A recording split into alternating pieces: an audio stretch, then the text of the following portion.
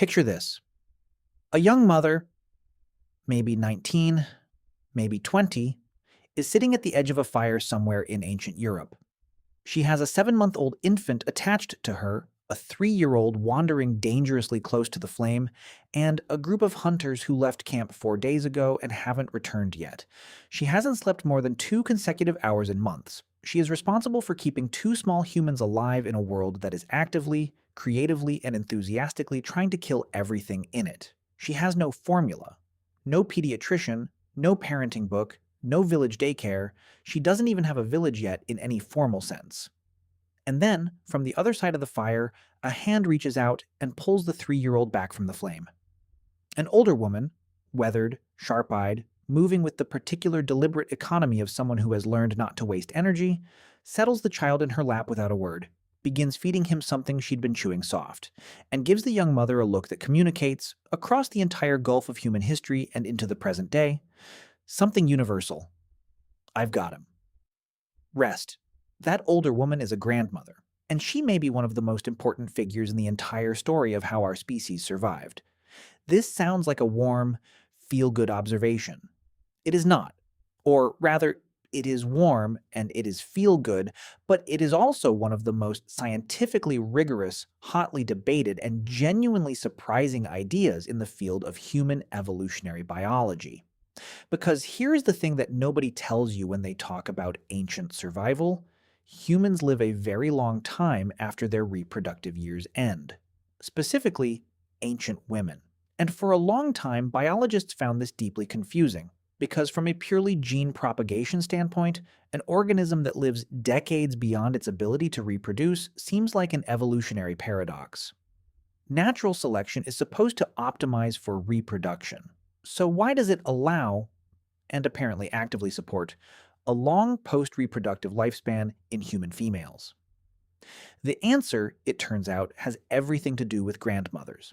And the implications of that answer reach into almost every aspect of what makes our species unique, from our brain size to our childhood length to the way we transmit knowledge across generations. So stay with this one, because by the end, you are going to look at the oldest person in your family very differently. Let's start with a number that should immediately raise questions. The average chimpanzee, our closest living relative, rarely survives past the age of 45 in the wild. Their reproductive lifespan and their actual lifespan track closely together. They reproduce, they contribute to offspring survival for a few years, and then they die, more or less on schedule. There is almost no post-reproductive period to speak of, almost no equivalent of what humans call old age, in any meaningful, extended sense. Ancient humans, by contrast, routinely lived into their 50s, 60s, and beyond. Even in the challenging conditions of deep antiquity, the skeletal record confirms this. Examining bone density, wear patterns on teeth, and degenerative joint changes allows paleoanthropologists to identify individuals who survived well past reproductive age in ancient populations. These weren't rare exceptions clinging to survival by accident. They were a consistent, recurring feature of ancient human groups. Older individuals, particularly older women, appear in the archaeological record with a regularity that demands explanation.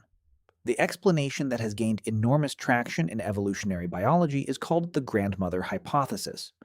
Originally formalized by anthropologist Kristen Hawkes and her colleagues in the 1990s, based on fieldwork with the Hadza people of Tanzania, a group whose lifestyle offers one of the closest living windows we have into ancient foraging patterns.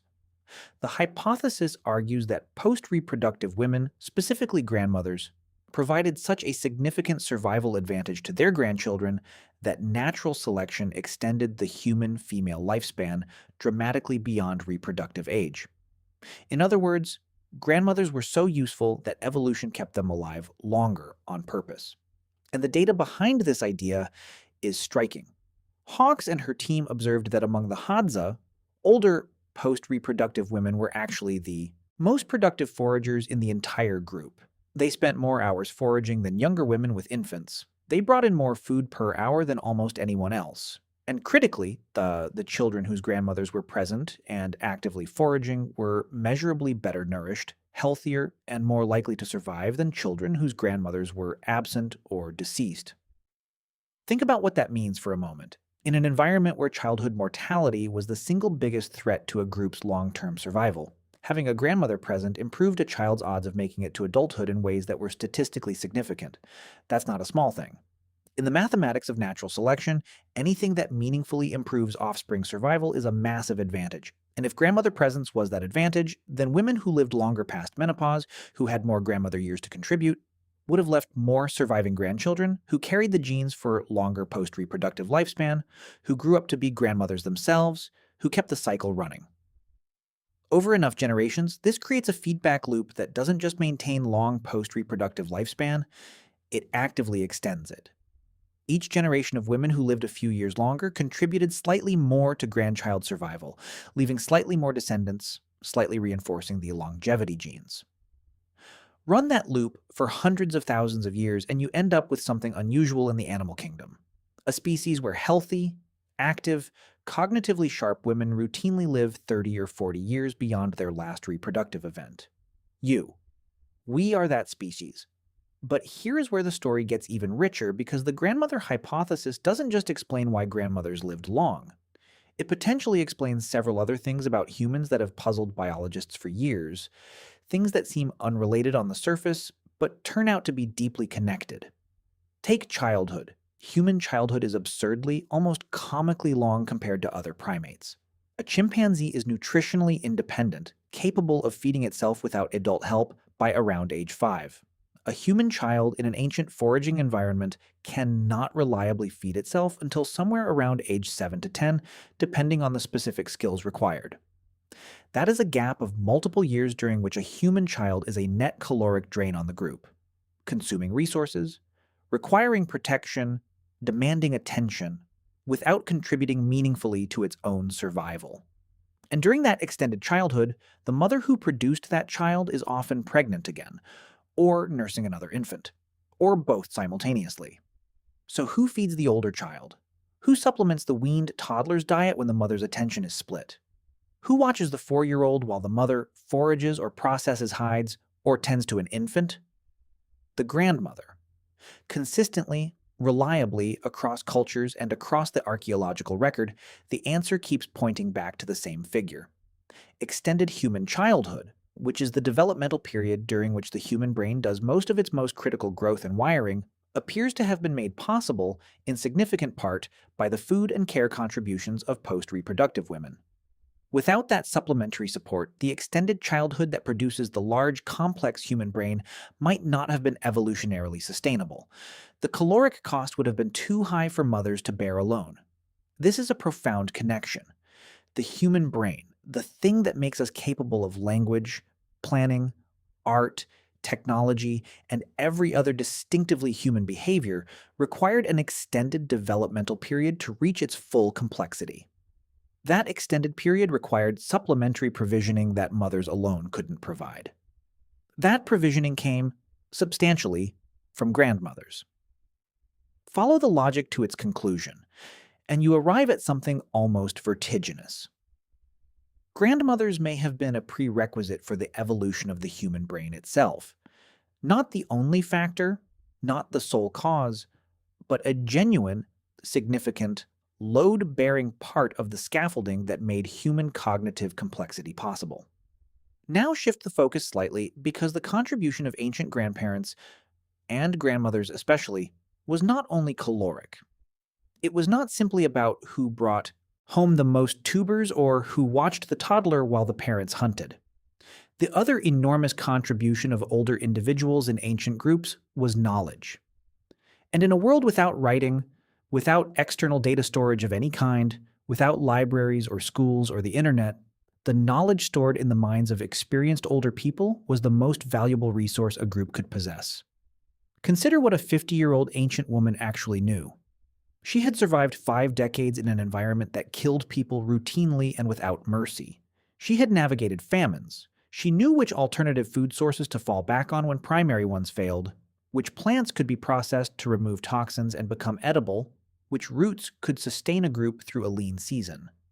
She had survived droughts and remembered where water sources existed that younger people had never needed to find. She had lived through disease outbreaks and knew which individuals had recovered and might have some resistance, and which symptoms preceded the most dangerous outcomes.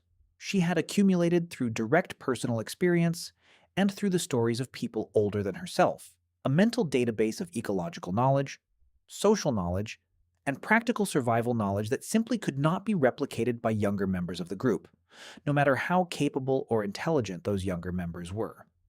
Experience cannot be shortcut.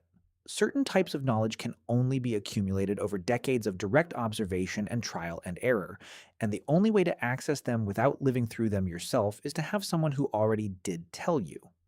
This is the other half of what grandparents gave ancient groups: a living library. A human being who could be consulted when the rains failed, when an unfamiliar illness spread through camp, when a foraging route became impassable and an alternative needed to be found. The value of this in a world without any other form of information storage cannot be overstated. Every year an elder lived beyond what would have been a biologically sufficient lifespan was another year of irreplaceable knowledge retained within the group, rather than lost to death. There is specific evidence that this knowledge transmission was most critical during environmental crises. Periods of drought, extreme cold, resource collapse, when ancient groups needed to access rarely used survival strategies that only the oldest members remembered. A 55-year-old woman who had survived a similar drought 30 years earlier, and who remembered where the group had found water and what they had eaten during that crisis, was not merely a sentimental presence in the group. She was the difference between the group surviving and not surviving. And here is something worth dwelling on. The knowledge she carried was not just ecological. Ancient grandparents were the repositories of social memory, of who was related to whom across multiple generations, of which distant groups were friendly and could be called on in crisis, of disputes and alliances, and the complex web of relationships that connected ancient bands across wide territories. In a world where cooperation between groups was sometimes the only thing standing between a community and starvation, knowing who your group had reciprocal relationships with, and why those relationships had been established, was critically important information, and the people who held that information were, overwhelmingly, the oldest members of the group. The grandfather angle deserves attention here too, because grandmothers tend to dominate the scientific literature on this topic, partly because the post-reproductive lifespan question is most dramatic in females, and partly because the foraging data is clearest for women. But ancient grandfathers contributed in ways that were equally significant, even if differently structured. Older men in ancient groups were rarely the fastest or strongest hunters any longer.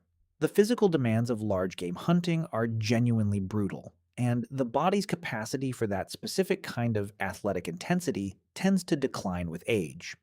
But older male hunters brought something different to the hunt: pattern recognition built over decades, knowledge of specific animal behaviors, migration timing, and terrain features that could be used to intercept rather than chase prey.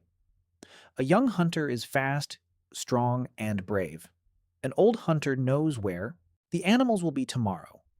Both are necessary, and the combination of the two, experienced strategic knowledge directing younger physical capability, is more effective than either alone. Ancient hunting groups appear to have structured themselves around exactly this kind of intergenerational complementarity, with older individuals playing organizational and advisory roles that maximized the effectiveness of the group as a whole. Beyond the hunt, older men were also likely central to the transmission of tool-making knowledge. Skills like flint knapping, which required years of practice to master, and which had to be deliberately taught rather than simply observed and imitated. The specific techniques for producing effective stone tools, the knowledge of which raw materials were best and where to find them, the tricks and shortcuts accumulated over decades of practice. This was technical knowledge that lived in the hands and minds of experienced individuals and could only move to the next generation through direct, patient instruction. Now here is a dimension of this story that rarely gets the attention it deserves: the emotional and psychological contribution of grandparents in ancient life.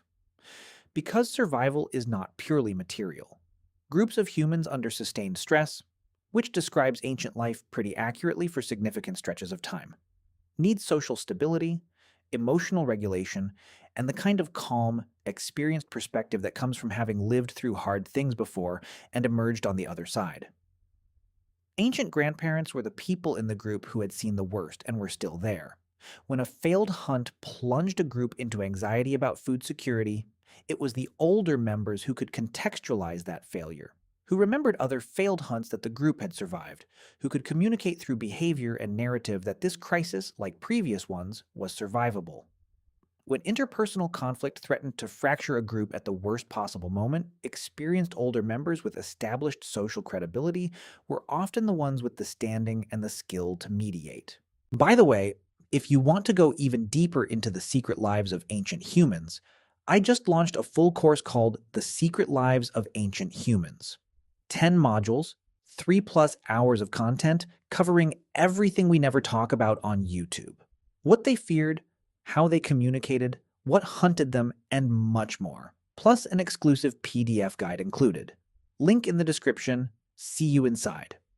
The psychological function of grandparents in ancient groups may have been one of their most important contributions, and it is the hardest to measure archaeologically. But the social stability that elder presence provides, the sense that the group has experienced wisdom available to it, that there are people who have navigated difficulty before and can navigate it again is real, and its absence is also real. Groups that lost their oldest members suddenly to predation or accident or illness lost something that went beyond the material contributions of those individuals. They lost continuity, context, and a form of social confidence that is very difficult to rebuild quickly. There is one more layer to add here, and it is perhaps the most philosophically interesting one. The existence of post-reproductive grandparents in ancient groups created something that is extraordinarily rare in the animal kingdom: multi-generational knowledge accumulation. Most animal species operate on a knowledge model where each individual learns what it needs to know within a single lifetime, largely from direct experience, with limited transmission between generations beyond basic behavioral imitation. Knowledge does not compound across generations in any meaningful way. Humans are different because grandparents lived long enough to transmit knowledge to grandchildren, and those grandchildren lived long enough to become grandparents who transmitted that knowledge plus their own accumulated experience to their grandchildren. Human knowledge could compound across generations in a way that no other species achieves. Each generation inherited not just genes, but an accumulated intellectual legacy. A growing store of ecological knowledge, technical skill, social memory, and cultural understanding that built on what came before, rather than starting fresh with each generation. This is sometimes called cumulative culture, and it is one of the most significant factors that separates human behavioral complexity from that of other animals. Other species have culture in limited senses: tool use, social learning, regional behavioral traditions. But human culture compounds. It builds. Each generation adds to what the previous generation left behind, and the result over thousands of years is an accelerating accumulation of knowledge and technology that is entirely without parallel in the natural world. And grandparents, post-reproductive individuals living long enough to bridge the gap between generations, transmitting knowledge from their elders to their grandchildren, extending the chain of cultural inheritance, were fundamental to making that compounding possible. Without them, knowledge died with each generation rather than accumulating across them. Without them, our species might have been much smarter than our nearest relatives, and still unable to build on our own insights over time, trapped in the same knowledge reset that limits every other species. So circle all the way back to where this began. That ancient grandmother, pulling the 3-year-old from the fire, settling him in her lap, freeing the exhausted young mother to rest for a moment. That image is not just touching. It is, in a very real sense, civilization in embryo. It is the survival of a child who might otherwise have died. It is the freeing of a mother who can now produce another child who might also survive. It is the presence of a knowledge repository that will transmit irreplaceable experience to the next generation. It is the social stability of a group that has an experienced elder to draw on when things go wrong. It is the foundation of cumulative cultural inheritance, without which everything our species has ever built would have been impossible. The grandmother at the fire is not a footnote in the ancient human story. She may be one of its central characters. And here is the part that should genuinely alter how you see the older people in your own life right now. Nothing about that dynamic has actually changed. The knowledge held by the oldest people in your family or community, the accumulated experience of decades of living through things, the memory of how previous crises were navigated, the social wisdom about relationships and conflict and resilience, is not outdated or irrelevant just because we live in a world with smartphones and supermarkets. It is the same resource it always was. The format of the challenges has changed. The fundamental value of experienced human wisdom applied to those challenges has not. Ancient humans needed grandparents because grandparents kept children alive, stored irreplaceable knowledge, enabled extended childhood, made large-brained offspring evolutionarily sustainable, provided psychological stability under stress, and created the conditions for cumulative culture that eventually made everything else in human history possible. The question is not really why ancient humans needed grandparents. The question, the one worth sitting with after this ends, is whether we appreciate what that evolutionary legacy actually represents, and whether we treat the oldest people in our lives with the same recognition that ancient groups, quite literally, owed their survival to.